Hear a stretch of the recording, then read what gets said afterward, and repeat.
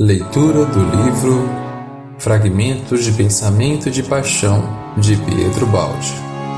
Capítulo A Verdadeira Religião, 1952. Encontrei-me viajando pelo mundo em todos os ambientes. Achei-me entre os católicos e os observei. Muitos deles eram sinceros e convictos e viviam aplicando realmente os princípios de sua religião. Sua verdadeira fé me encheu de admiração. Outros deles, porém, embora verbalmente se confessassem e nas práticas religiosas se manifestassem perfeitamente ortodoxos, não viviam inteiramente seus princípios, demonstrando com fatos que, em realidade, neles não acreditavam de modo absoluto. Isso me encheu de tristeza.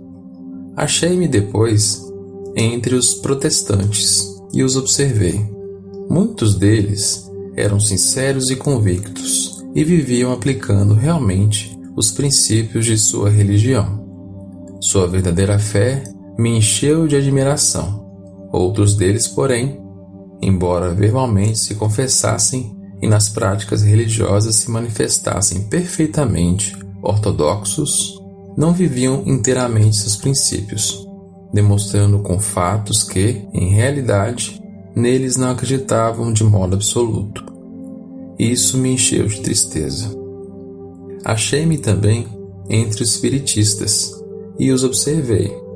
Muitos deles eram sinceros e convictos e viviam aplicando realmente os princípios de sua doutrina. Sua verdadeira fé me encheu de admiração.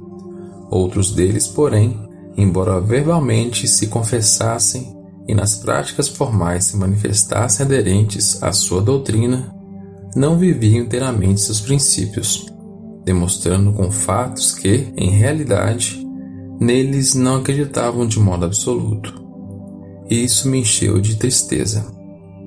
Achei-me depois entre os teosofistas, os maçons, os maometanos, os budistas, etc., e observei o mesmo fenômeno. Encontrei-me até entre ateus materialistas convictos. Não obstante, entre eles encontrei os que procuravam viver segundo os superiores princípios de retidão. Senti respeito por eles. Qualquer convicção sincera, vivida com retidão, merece respeito.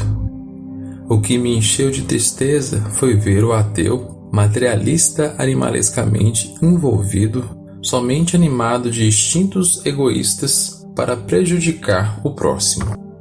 Observando-os todos, perguntei a mim mesmo, então, a divisão real, verdadeira entre os homens, é de uma religião, doutrina ou crença, ou é, antes, entre os homens sinceros e honestos, e o homem falso e desonesto, que se encontram no seio de todas as religiões, doutrinas e crenças? Embora as várias religiões humanas, em cada uma delas sempre encontrei esta outra divisão universal de bons e maus. Perguntemo-nos a nós mesmos então, não será esta a verdadeira distinção muito mais real que a outra em que tanto se insiste? Pertencer ao primeiro tipo de homem antes que ao segundo não será muito mais importante e decisivo do que pertencer a um determinado agrupamento religioso? Que importa pertencer a esta ou aquela religião quando não se é sincero nem honesto? Não é o fundamental em qualquer campo? E não é, então, esta a mais importante entre todas as divisões humanas, muito mais do que a atualmente aceita? Não será essa a divisão que Deus mais assinala, de preferência a outra, que se refere mais que à bondade do homem, aos interesses humanos em que torno dela se agrupam? Qual é o fato mais decisivo para a edificação do homem? Isso constitui o objetivo de todas as crenças. Os pormenores dogmáticos e doutrinários, a ortodoxia da letra ou o haver compreendido o simplicismo do princípio do bem e do mal, princípio universal existente em todas as religiões, inscrito no espírito humano e, sobretudo, viver esse princípio. A verdadeira distinção, nesse caso, não é a atualmente vigorante em nosso mundo. Católicos, protestantes, espiritistas, teosofistas, maçons, maometanos, budistas, etc.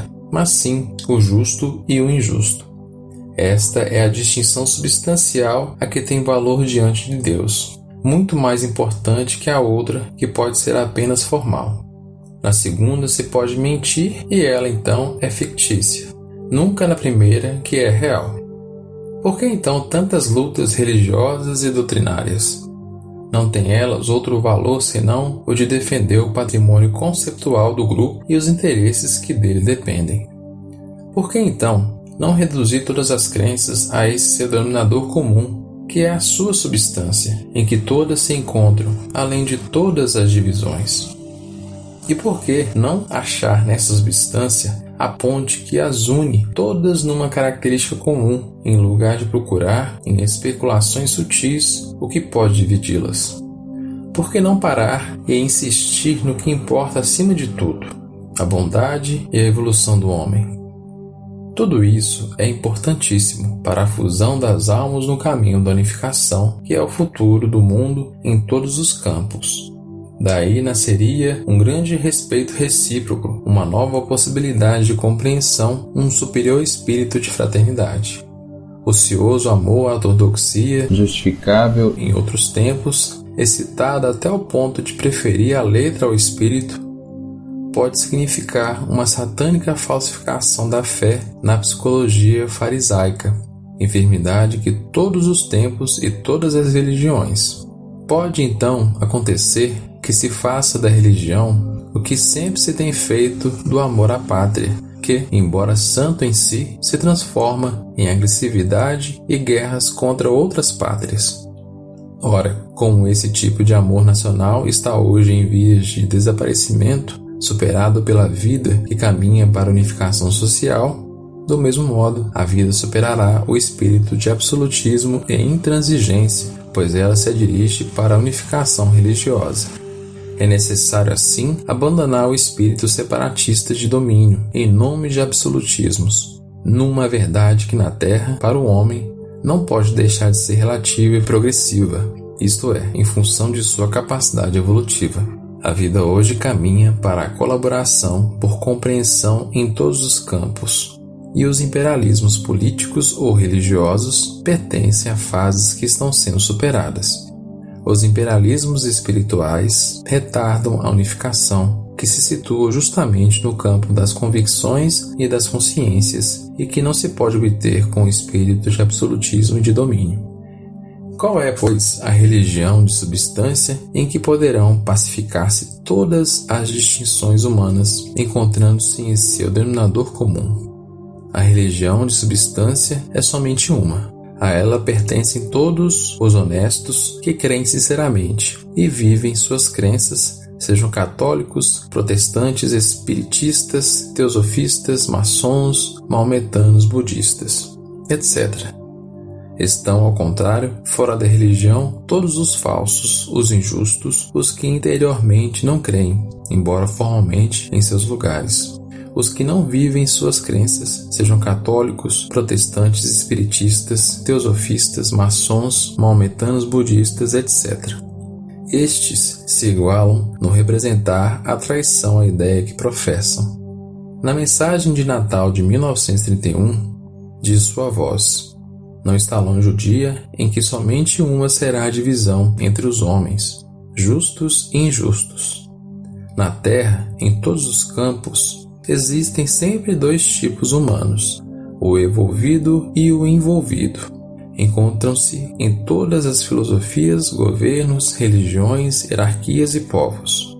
O envolvido vive sempre no nível animal, é animado pelo espírito de dominação e, por isso, intransigente e agressivo. Fecha-se na forma, desprezando a substância. É mais ligado à terra que ao céu. Julga-se em todos os campos, sempre com a posse da verdade e da parte de Deus, julgando todos os outros como situados no erro e da parte de Satanás. Tende à egocêntrica monopolização da divindade. O envolvido tem características opostas.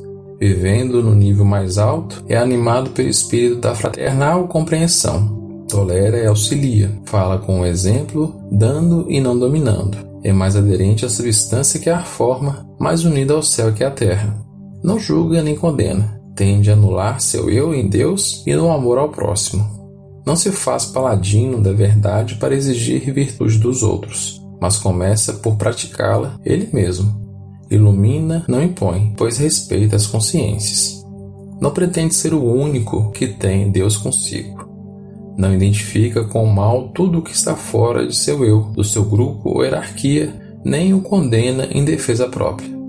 Não se faz representante de Deus para dominar com sua personalidade, mas reconhece em Deus o Pai de todos.